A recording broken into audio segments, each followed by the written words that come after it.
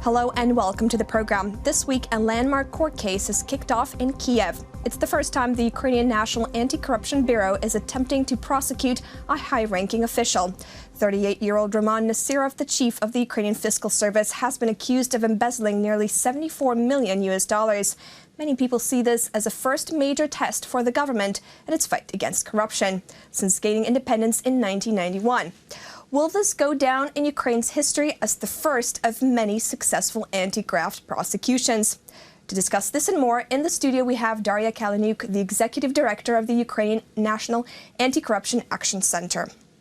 Welcome to the program. Thank you. So, do you think this landmark case will be successful?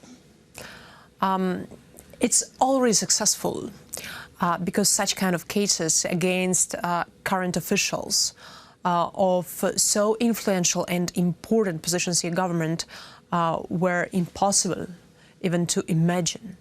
And you're very correct. Since independence of Ukraine, we haven't had any single prosecution against acting official with such kind of powers. So I believe that the National Anti-Corruption Bureau of Ukraine, the new investigative agency, already did a very huge step forward. They showed their will to trigger cases against people who are known to be untouchable in Ukraine. And important to understand that Nasirov represents the Poroshenko Bloc party, the largest fraction in parliament, which has the name of the president of Ukraine. So he was put into this position of the head of fiscal and customs service by the president of Ukraine. So NABU, this new anti-corruption investigative agency, when decided to chase Nasirov and investigate and prosecute them, were under serious political pressure, I believe. And they were independent enough and brave enough to start a case of person with very close ties to the president of Ukraine. I think already the fact that we have a notification of suspicion against Nasirov is a huge step forward. Another victory which we have is the recent decision of the court, which issued an arrest warrant for 90 days and suggested alternative bail. Yes. Yep. The bail has been set at $3.7 million. That is that seems like an astronomical sum for any Ukrainian, really. Now, but it was a 14-hour hearing. There were a lot of reporters. Nasirov himself was actually lying as a result of his medical condition, or so he claims. Now, would you say that this has been a successful hearing so far? Absolutely, and it was successful simply because during 2 nights there were hundreds of people, citizens of Ukraine, who were gathering in the courtyard, the court which heard the case, and were waiting for the decision of the court. The reason activists gathered was lack of judges on Sunday, which was a weekend, who could hear the case and could react on the request of the prosecutors to arrest Nasirov. But do you actually believe that? Do you actually believe that they couldn't find any judges on a Sunday to proceed with the hearing of this landmark case? I don't believe that. Therefore, I was there in the courtyard demanding judges to appear. There were hundreds of activists gathering there who were able to make it calm in Sunday Eve and to demand justice. It was not even a request to put Nasirov in jail. It was a request to the court and to the judges to come and do their work. This is what they have to do. Otherwise, we would end up with the deadline.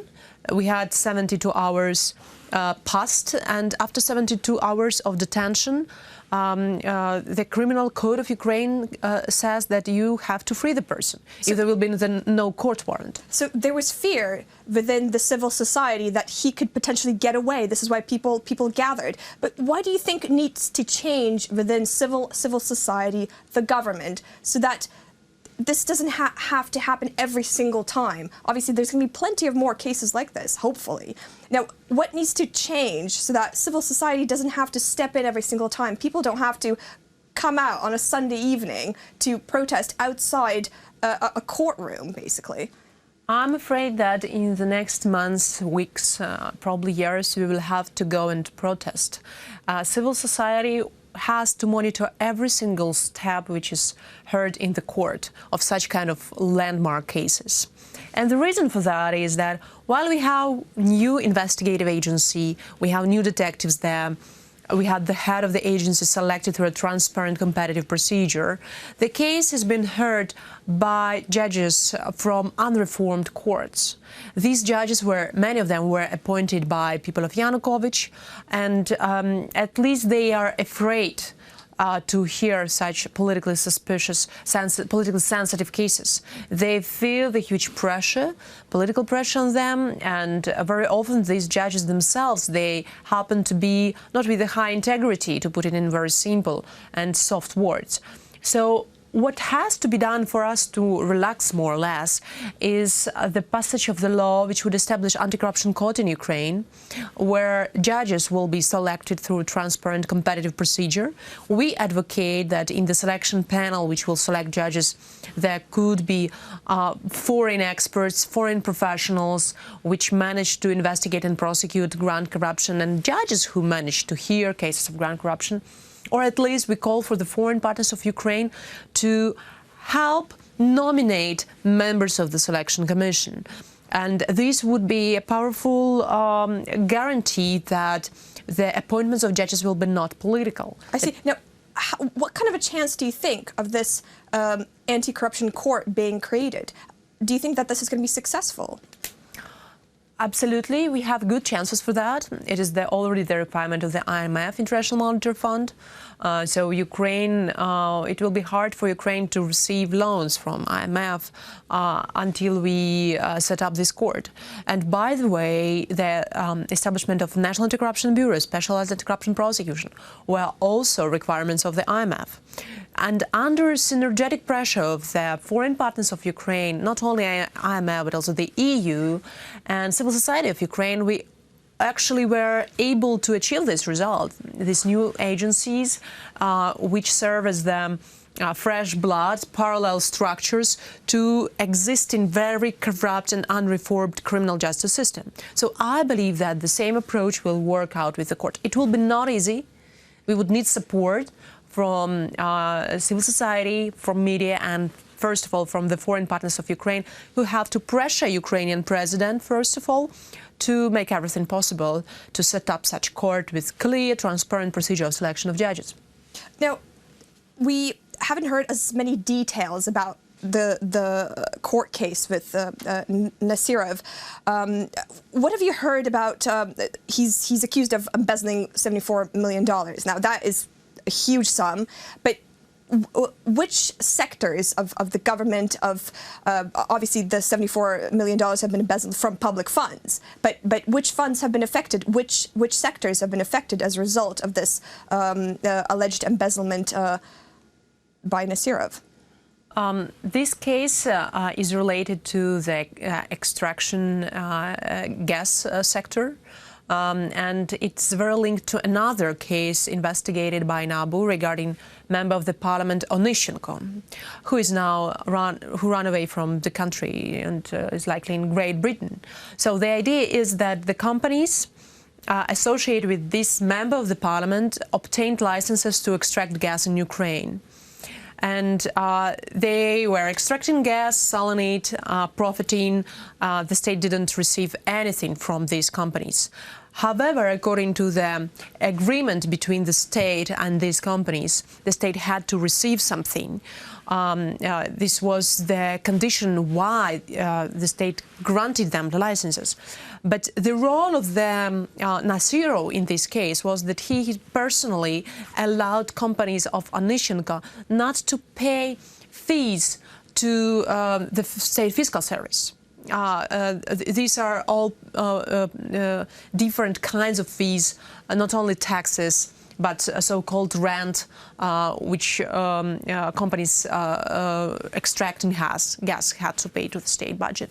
And detectives and prosecutors, they claim that they have evidence that Nasirov acted very selectively and against the law, in violation of the law, abusing his power to grant such kind of privileges to companies of Onyshenko, and this caused that Ukrainian losses to the Ukrainian budget in totaling to 2 billion Ukrainian hryvnias. And by the way, you mentioned that the bail is huge. It's astronomical for every average Ukrainian citizen.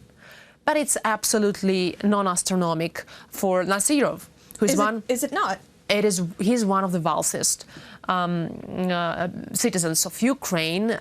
You can notice that in his electronic asset declaration. So $3.7 million is peanuts for him. He has luxurious cars, luxurious houses, not only in Ukraine, but also two apartments in Great Britain. And by the way, he's married to a woman of very successful so-called businessman, Mr. Glimbovsky, who for years wins multi-million-dollar public procurements from the state. Therefore, I'm pretty sure that very quickly he will find resources for this bail. So you think there's a connection between? It seems that there's more to this case than meets the eye. It seems that what you're saying, or what you're suggesting, is that Nasirov is also connected to businesses which have links to his wife. Absolutely, and there were investigations by journalists in Ukraine revealing that companies of father-in-law of Nasirov, they failed to pay proper taxes. And however, fiscal service headed by Nasirov didn't react on this violation of the law. So we have to understand that this 2 billion Ukrainian hryvnias is only small part, a small puzzle of the entire picture of embezzling funds through state fiscal service.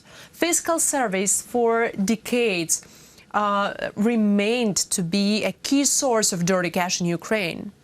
And I'm very happy that NABU detectives and anti-corruption prosecutors, that they gathered enough evidence at least to trigger notification of suspicion against Nasirov.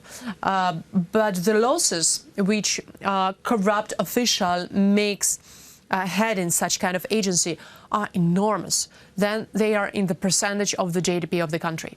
Wow, that seems huge. Now, what do you think is going to happen with this case? What do you think?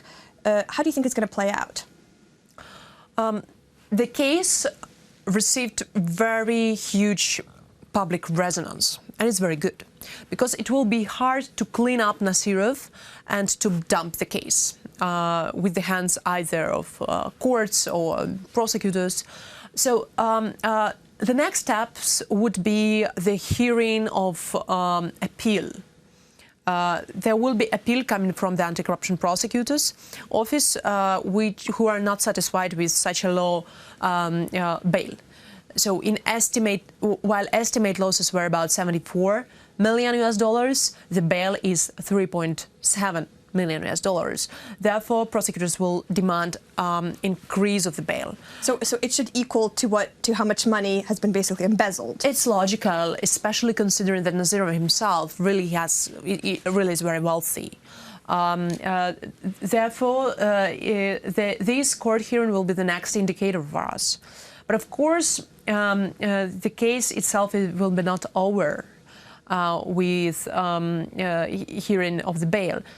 The case will be over when we will see conviction and/or confiscation. And for that, the pre-trial investigation has to finish. Anti-corruption prosecutor promised to finish that by May. And the indictment has to be filed in court. And then we will be witnessing the open court procedure. Mm-hmm. Again, to expect fair justice from unreformed courts is very naive. And while the court is progressing, we have to do everything possible to set up anti-corruption court in Ukraine with clear procedure of selection of judges and with involvement into this procedure of foreign partners of Ukraine this will guarantee that the next cases with the scale as Nasiro and with the weight as the case against Nasiro will not require massive protests of civil society activists and will not require civil oversight of every single step and every single hearing in the court regarding such kind of cases. Do you see other similar cases being played out successfully in Ukraine after potential success from the Nasirov case?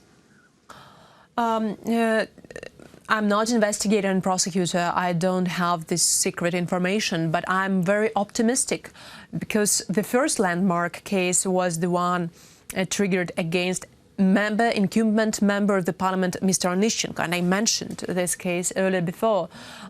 So it was the first case against member of the parliament, and